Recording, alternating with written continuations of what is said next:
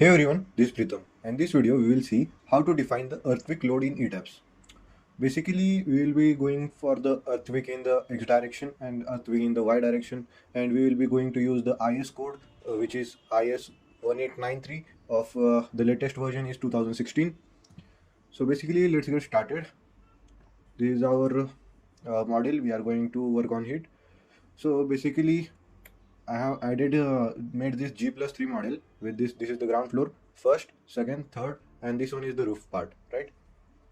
So basically, now for the earthquake, we will be going for to define. In define, I have basically added all the properties of the material as the EM30 and HYSD 415. And for the section, I have added the frame section as the beam 200 cross 300 and the column as the 300 cross 400, right? Then I have added for the section slab section as the slab 150 mm. Then we will see now for the earthquake load. For earthquake load, we go for the load patterns.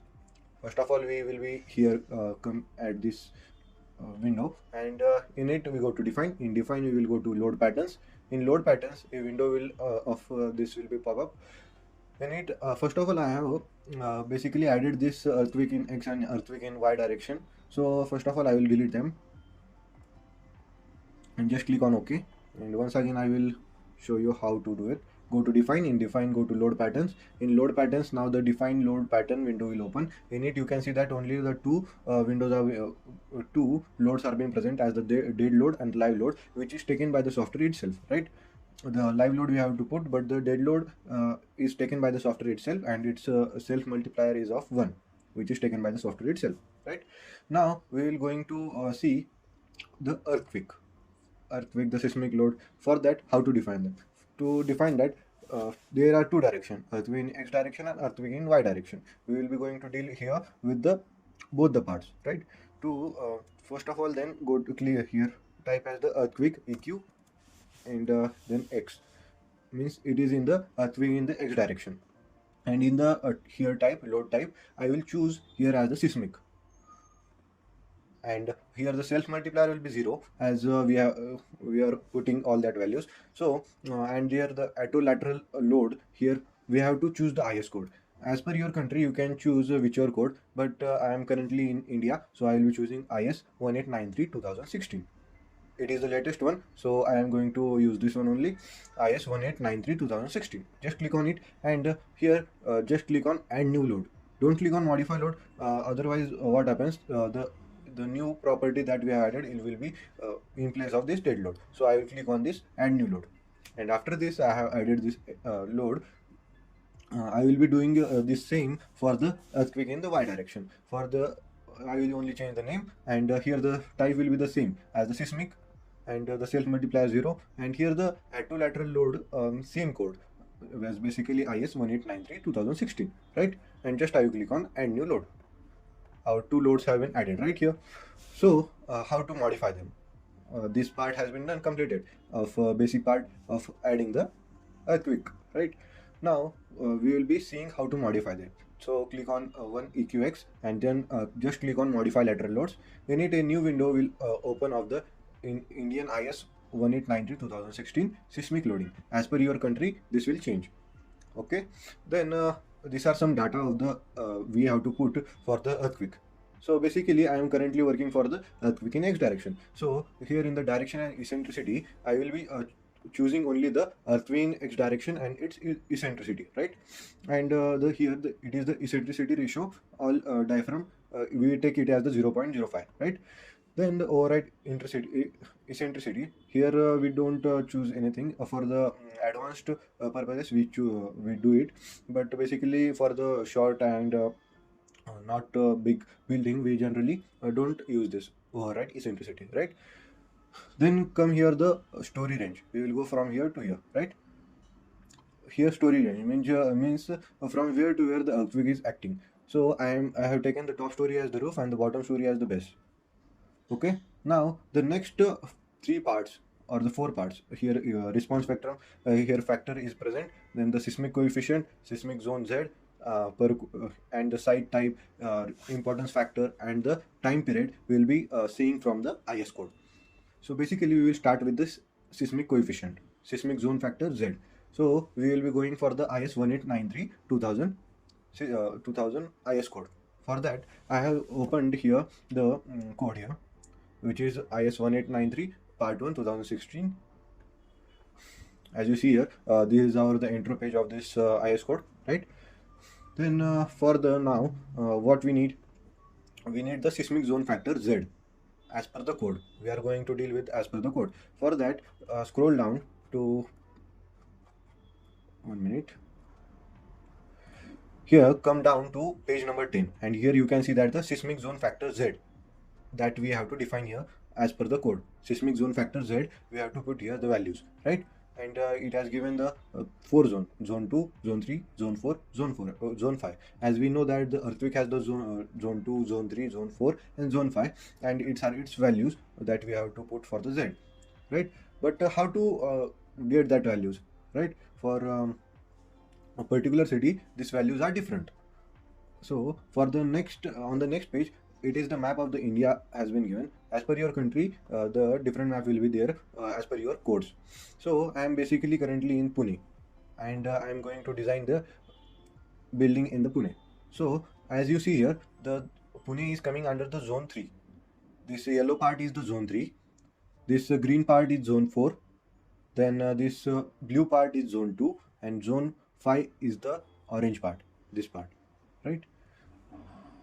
Here you can see that for the particular part, as the zone 2, zone 3, zone 5, for zone 5, the Z value is different. So for zone 3, for the Pune region, then here the value will be of 0.16. So I will come here in the once again in the ETABS, and here in the seismic zone factor Z value, I will put as the 0.16, right? Then comes the site type. The site type will be is also present in this ETABS as this IS code here. 1 minute.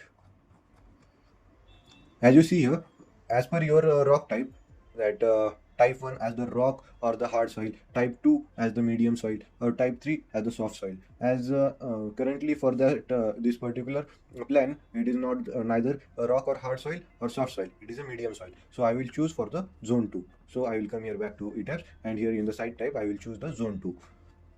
For zone 1, choose rock or the hard soil. For the zone 3, choose the soft soil. Then is the option of this importance factor I.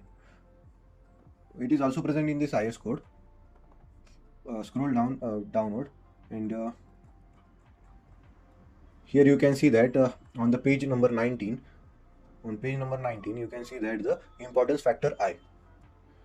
Some details are given here that the importance for the structure, it is this value of the importance factor change as per the structure. So our currently is the small building, so we will see what factor we can put here. So the important services and the community buildings or the structure, for example, the critical governance buildings, school, signature buildings, monument building, lifeline and the emergency building, and all the main buildings comes under this first part, and its importance factor will be 1.5. All the main buildings, important services and the community buildings. Okay, so in this our building will not come, right? Then the second part is of the residential or the commercial building other than those listed in first. This the residential and the commercial building which are not listed in this, and with the occupancy more than 200 people, and the occupancy of the people, if it is more than 200, then we choose the second category as with the importance factor as 1.2, and all the other buildings we take it as the importance factor as 1, right? So physically our building is G plus 3 floor, so 200 people can't be live there, right? So for that, less than 200 people, although we choose the all other buildings. So for that, the importance factor is 1. So we come back to this ETABS, and then choose here the importance factor I as the 1. Then we will be seeing for this factors, response factor R. For this response factor R, here you can see that response reduction factor R. In the page number 20, you can come here and see that this table, response reduction factor R for the building system. Here all the details are being given as per the building and the structure. So we will be seeing for the first one only, that the moment frame system. Here the RC building with the ordinary moment resisting frame OMRF, and RC building with the special moment resisting frames. There is 5 and this is 3. This is the R value. These are the all R value, that is the 3 and 5. Basically our building is small and not much big, and not much critical or special building or any complex building. So we will be choosing it as the RC building with the ordinary moment resisting frame OMRF, right? And its value of R is 3. So we will come to our ETABS, and here put the value of this response reduction R as the 3. And then the next part is of the time period. Most of time we take the values from the software itself by program calculated. Means the software will calculate the values automatically, or you can put the approximate values also here. And the basically many engineers choose this program calculated, means the ETABS will calculate all the values and provide, and just we click on OK. But there is another method of the user defined, for which we have to put the value of t is equal to 0.1 second. Here what's the value of the t? So once again go to IS code. In IS code we scroll down to this page number 21. Here in this we get here the formulas here, as the for all other buildings TA, that is the TA value is the time. This is the time period. So the time period value for the all the buildings TA is equal to, it's a formula 0.09 h by under root of d, where h is the height of the building as defined in the 7.6.2. Here it has been defined that it is the height of a building right here. And then for d, which is in the meter, and here the d is the base dimension of the building at the plinth level along the considered direction of the earthquake shaking in m.